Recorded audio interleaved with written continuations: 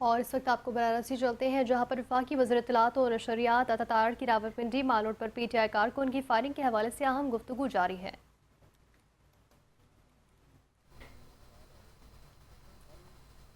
پوری قوم نے دیکھ لیے ہیں کہ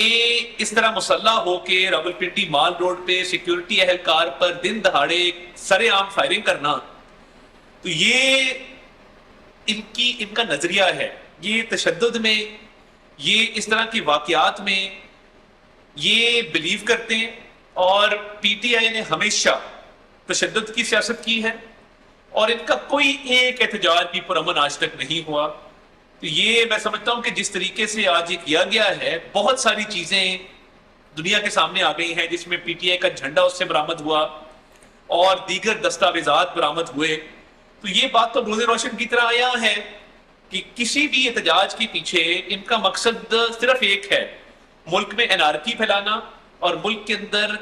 جو لا اینڈ آرڈر کی سچویشن ہے اس کو خراب کرنا، امن امان کو تباہ کرنا۔ جب بھی پاکستان کو اللہ تعالیٰ کو عزت دیتا ہے بین الاقوامی سطح پہ، جیسے آپ نے دیکھا کہ اللہ تعالیٰ کے فضل سے ابھی سچویشن ہے اس کو خراب کرنا، امن امان کو تباہ کرنا۔ جب بھی پاکستان کو اللہ تعالیٰ کو عزت دیتا ہے بین الاقوامی سطح پہ، جیسے آپ نے دیکھا کہ اللہ تعالیٰ کے فضل سے ابھی جو مکہ دفاعی معاہدہ عمل میں آیا، اور اس میں وزیر اعظم شہباز شریف صاحب، فیلڈ مارشل سید عاصم منیر کی بڑی کاوشیں ہیں، ان کی پوری ٹیم کی بڑی کاوشیں ہیں، اس کے ساتھ ہی انہوں نے لانگ مارچ کا اعلان کر دیا۔ پاکستان جیسے جیسے اوپر جائے گا، ترقی کرے گا، پاکستان کو عزت ملے گی،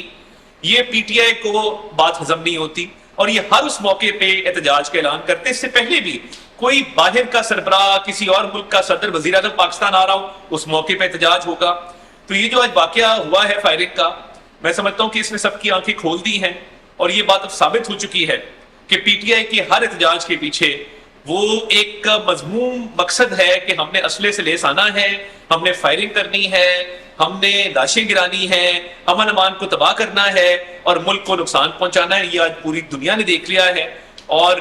یہ پاکستان انشاءاللہ ترقی کرتا رہے گا، اور قیادت جس طریقے سے پاکستان کی ترقی کے لیے دن رات کوشاں ہے، پاکستان اور پاکستانیوں کا مقدر جو ہے وہ انشاءاللہ تعالی ہر محاذ پر فتح ہوگی، اور ان کو پاکستان کے دشمنوں کو ناکامی کا سامنا کرنا پڑے گا۔ وفاقی وزیر اطلاعات عطا کی راولپنڈی مال روڈ پر پی ٹی آئی کارکن کی فائرنگ کے حوالے سے اہم گفتگو جاری تھی۔ انہوں نے کہا مکہ مشترکہ دفاعی معاہدہ وزیر اعظم اور فیلڈ مارشل کی کوششوں کا نتیجہ ہے۔ تشدد کی سیاست پی ٹی آئی کا وتیرہ بن چکا ہے۔ پی ٹی آئی کے لوگ تمام تر احتجاج میں اسلحے سے لیس ہو کر آئے۔